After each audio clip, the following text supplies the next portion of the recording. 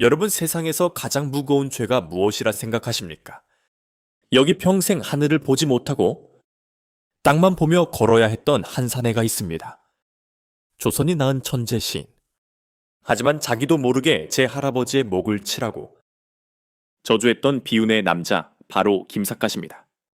그는 왜 30년이 넘는 세월을 길바닥에서 방랑하며 죽는 순간까지 삿갓을 벗지 못했는가? 오직 땅만이 알고 있는 그 지독한 침묵의 기록. 지금 시작합니다.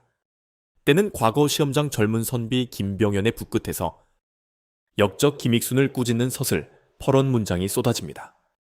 하늘에 닿은 내 죄를 죽음으로 갚으라.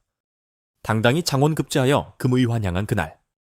아들을 맞이한 어머니의 입에선 기쁨 대신 처절한 비명이 터져 나옵니다.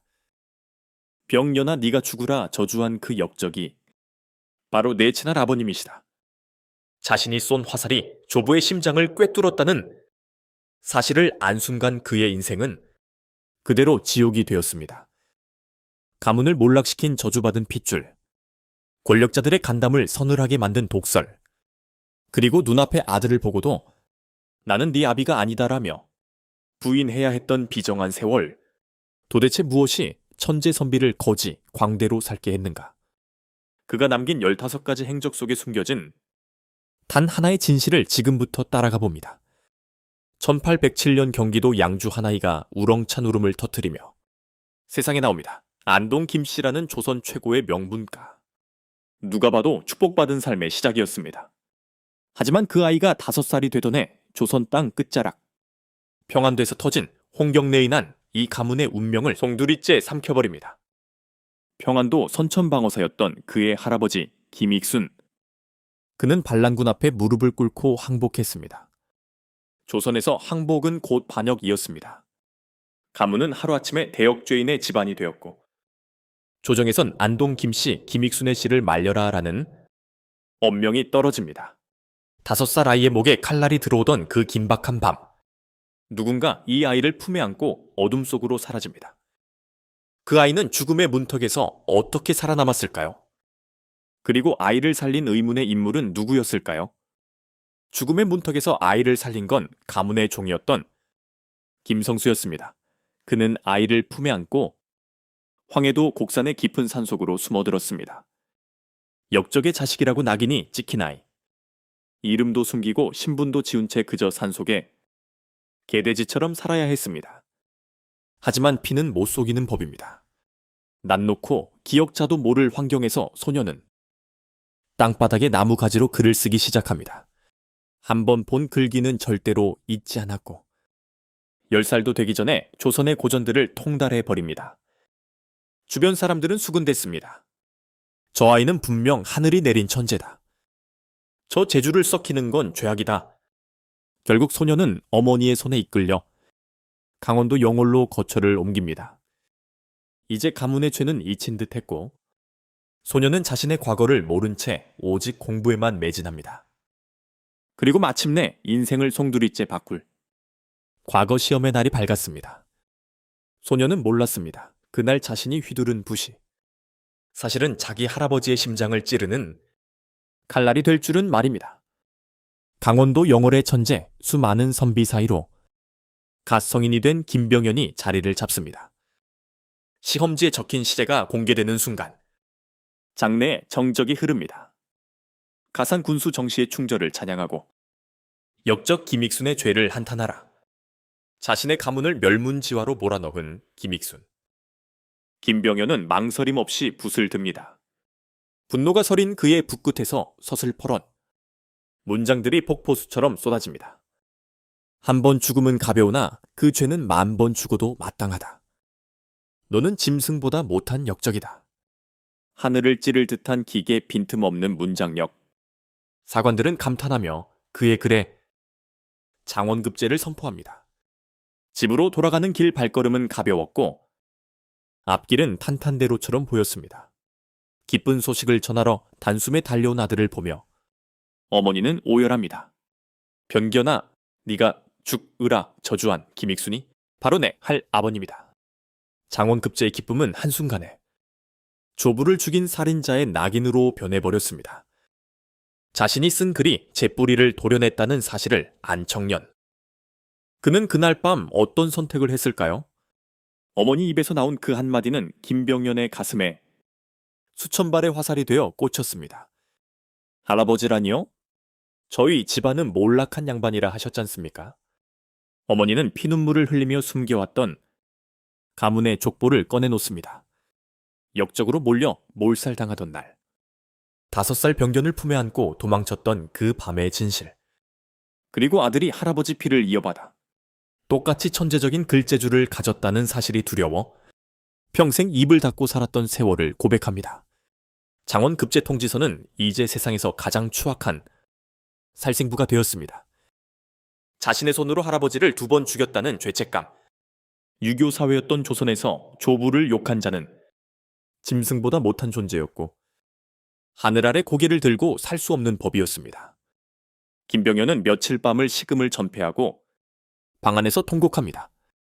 그리고 마침내 그는 피를 토하는 심정으로 결단을 내립니다. 이 얼굴로 어떻게 하늘을 보며 이 발로 어떻게 조상의 땅을 밟겠는가? 그는 갓을 벗어 던지고 광대들이나 쓰는 큼지막한 삿갓을 머리에 깊게 눌러 썼습니다. 최호 자식을 둔 젊은 가장, 천재선비 김병연은 그날 밤 죽었습니다. 그리고 우리가 아는 괴짜 광대 김삿갓이 태어났습니다. 30살도 안 된 젊은 선비 김병연, 그는 아내와 어린 아들을 뒤로 한 채 살인문을 나섭니다. 그의 머리 위에는 양반의 상징인 갓 대신 대나무 삿갓이 씌워져 있었습니다. 나는 이제 사람이 아니다. 하늘을 볼 자격이 없는 짐승이다. 그는 스스로 이름을 버렸습니다. 성별도 나이도 신분도 없는 무명의 존재. 사람들은 그를 보고 수군거렸습니다.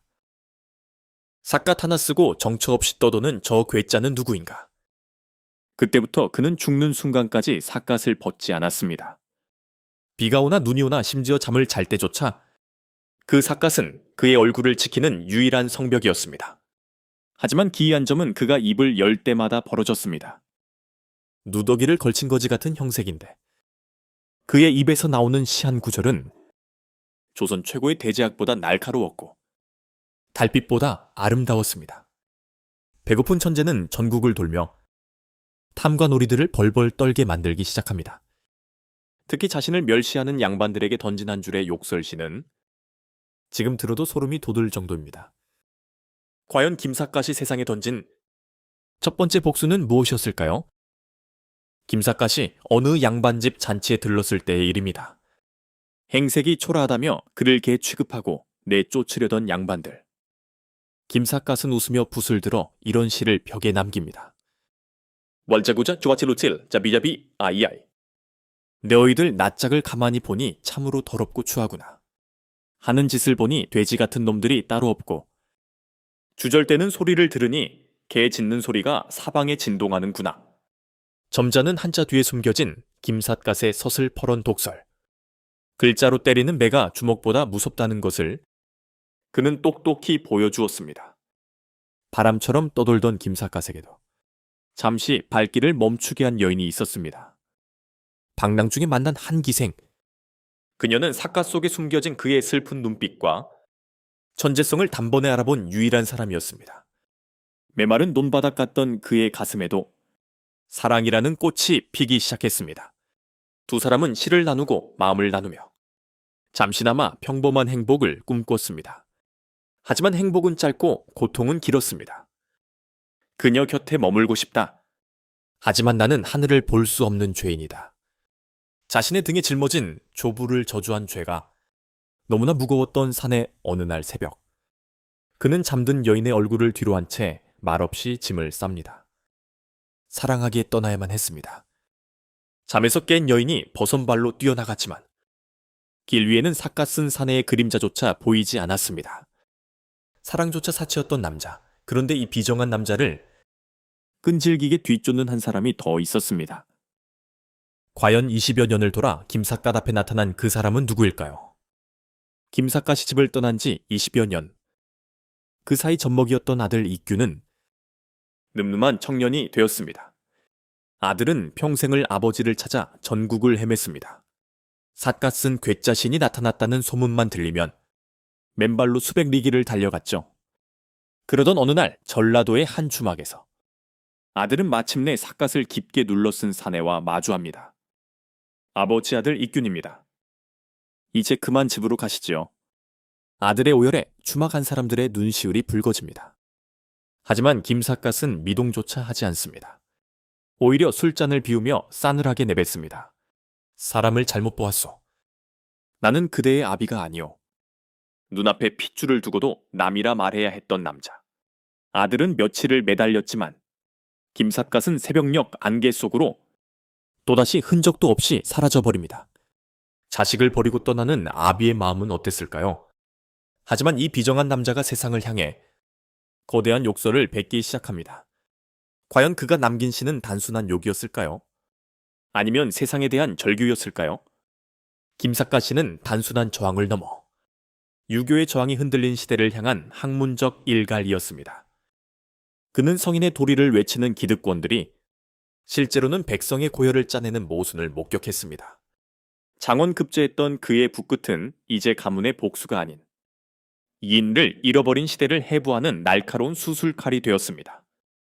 성현의 가르침은 감옥이 되었고 너희의 예법은 백성을 베는 칼이 되었다.